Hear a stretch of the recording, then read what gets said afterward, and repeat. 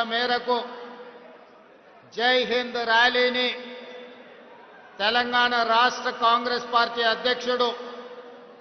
మహేష్ కుమార్ గౌడ్ గారి నాయకత్వంలో ఈరోజు మేడ్చల్ మల్కాజ్గిరి జిల్లాలో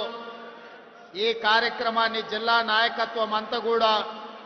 అద్భుతంగా నిర్వహించడం జరిగింది. ఈ కార్యక్రమానికి నాతో పాటు ముఖ్య అతిథులుగా ఏఐసిసి ఇన్ఛార్జ్ సోదరిమణి మీనాక్షి నటరాజన్ గారు, అదేవిధంగా AICC ex army cell chairman Rohit Chaudhary గారు, అదేవిధంగా భారత సైన్యంలో పైలట్గా పనిచేసి సరిహద్దుల్లో పరిస్థితులను అంచనా వేయగలిగి ఆ తర్వాత తెలంగాణ రాష్ట్ర ప్రజలకు సేవలు అందించాలి, ఈ తెలంగాణ ప్రజలే నా కుటుంబ సభ్యులు అని ఈరోజు మంత్రివర్గ సభ్యులుగా పనిచేస్తున్న పైలట్ ఉత్తమ్ కుమార్ రెడ్డి గారు, అదేవిధంగా హైదరాబాద్ ఇన్ఛార్జ్ మినిస్టర్ పొన్నం ప్రభాకర్ గారు, రంగారెడ్డి జిల్లా ఇన్ఛార్జ్ మినిస్టర్ మిత్రులు శ్రీధర్ బాబు గారు, అదేవిధంగా పార్లమెంట్ సభ్యులు, శాసన మండలి సభ్యులు, శాసన సభ్యులు, కాంగ్రెస్ పార్టీ తెలంగాణ రాష్ట్ర శాఖలో వివిధ హోదాలలో పనిచేస్తున్న నాయకులు, అదేవిధంగా ప్రాణ సమానులైన మేడ్చల్ మల్కాజ్గిరి కాంగ్రెస్ పార్టీ సైనికులందరికీ హృదయపూర్వకంగా నమస్కారాలు. మిత్రులారా, చాలా సంతోషం. ఆనాడు 2019 శాసనసభ ఎన్నికల్లో ఆనాటి ప్రభుత్వం కుట్ర చేసి కొడంగల్లో ఓడిస్తే మల్కాజ్గిరి నియోజకవర్గంలో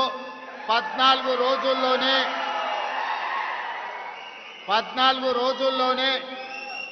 మీరు గుండెల్లో పెట్టి చూసుకొని భుజాల మీద మోసి పార్లమెంటుకు పంపిస్తే ఆనాడు శ్రీమతి సోనియా గాంధీ గారు మీ అభిమానాన్ని గుండెల నిండా నింపుకొని పార్లమెంటుకు వెళ్తే కాంగ్రెస్ పార్టీ తెలంగాణ అధ్యక్షుడిగా నియమించి తెలంగాణ రాష్ట్రానికి సోనియా గాంధీ గారు ఆశీర్వదించి పంపించారు. ఆనాడు మీరు గుండెల్లో పెట్టి చూసుకున్న మీ అభిమానం ఈనాడు తెలంగాణ రాష్ట్ర ముఖ్యమంత్రిగా మీ ముందల నిలబడ్డాడు అంటే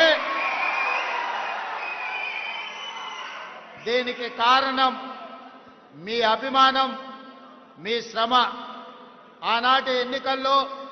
మీ రక్తాన్ని చెమటగా మార్చి మీరు గెలిపించారు కాబట్టి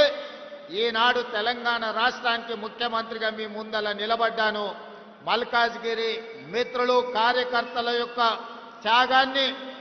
ఎల్లకాలం గుర్తుపెట్టుకుంటా ఈరోజు దేశంలో నాయకత్వ సమస్య ఉద్భవించినప్పుడు ఈ దేశం మీద పాకిస్తాన్ ప్రేరేపిత ఉగ్రవాదులు భారతీయులను అమాయకులను పొట్టన పెట్టుకున్నప్పుడు మనమందరం ఈ దేశ ప్రధానమంత్రికి ఈ దేశ వీర సైనికులకు అండగా నిలబడాలని రాజకీయాలకు అతీతంగా ఆనాడు పహల్గాంలో చనిపోయిన అమరులకు మనం క్యాండిల్ ర్యాలీ తీసి నరేంద్ర మోడీ గారికి కేంద్ర ప్రభుత్వానికి అండగా నిలబడ్డాం. ఆనాడు మనమందరం వేలాదిగా నక్లెస్ రోడ్డులో ర్యాలీ నిర్వహించి ప్రధానమంత్రికి కేంద్ర ప్రభుత్వానికి ఒక మాట చెప్పినాం,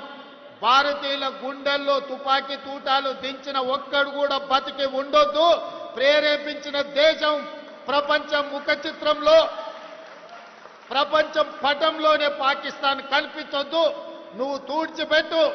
4 కోట్ల తెలంగాణ ప్రజలు నీకు అండగా నిలబడతారని నక్లెస్ రోడ్డు మీద నుంచి మనము వారికి మద్దతు పలికినాం. ఆనాడు రాహుల్ గాంధీ, సోనియా గాంధీ, మల్లికార్జున్ ఖర్గే గారు, మీనాక్షి నటరాజన్ గారు ఒక్కరే చెప్పారు, దేశ భద్రతకు సంబంధించిన విషయం వచ్చినప్పుడు రాజకీయాలకు అతీతంగా మనందరం కలిసి ఉండాలి, ఎన్నికలు వచ్చినప్పుడే రాజకీయాలు, దేశ భద్రతకు సంబంధించిన విషయం వచ్చినప్పుడు 140 కోట్ల మంది ఏకమై మన మీద దండెత్తే వాడిని తుద ముట్టించే వరకు మనం అందరం కలిసికట్టుగా ఉండాలి, మనం కలిసి పోరాడాలి, ఈ దేశాన్ని గెలిపించుకోవాలి, సైన్యానికి అండగా నిలబడాలి అని మనకు ఉద్బోధించారు. ఆ ఉద్బోధనలతో మనమందరం దేశంలో ప్రధానమంత్రికి ప్రభుత్వానికి అండగా నిలబడ్డాం. ఆనాడు పాకిస్తాన్ మీద యుద్ధం చేయాలన్నా వద్దా, పాకిస్తాన్ను ఏ విధంగా ఎదుర్కోవాలి అని ప్రధానమంత్రి అఖిలపక్షం పిలిస్తే అఖిలపక్ష సమావేశానికి రాహుల్ గాంధీ గారు, మల్లికార్జున్ ఖర్గే గారు హాజరయ్యి సంపూర్ణంగా విశ్వాసం ప్రకటించడమే కాదు, సంపూర్ణమైన మద్దతు కేంద్ర ప్రభుత్వానికి ప్రకటించారు. ఆనాడు మనం చెప్పినాం, ఇక్కడ తెలంగాణ నడిగడ్డ మీద నుంచి ఇందిరమ్మ సాక్షిగా చెప్పడమే కాదు, పార్లమెంటులో అఖిలపక్ష సమావేశంలో మల్లికార్జున్ ఖర్గే గారు, రాహుల్ గాంధీ గారు స్పష్టంగా చెప్పిండ్రు, ఇది ఒక అవకాశం మన మీద దాడి చేసిన పాకిస్తాన్కి గుణపాఠం చెప్పడానికి. మీరు విజృంభించండి, సైనికులకు స్వేచ్ఛనివ్వండి, ఆక్రమించుకున్న కాశ్మీర్ను తిరిగి పొందాలి, పాక్ ఆక్యుపైడ్ కాశ్మీర్ను తిరిగి భారతదేశం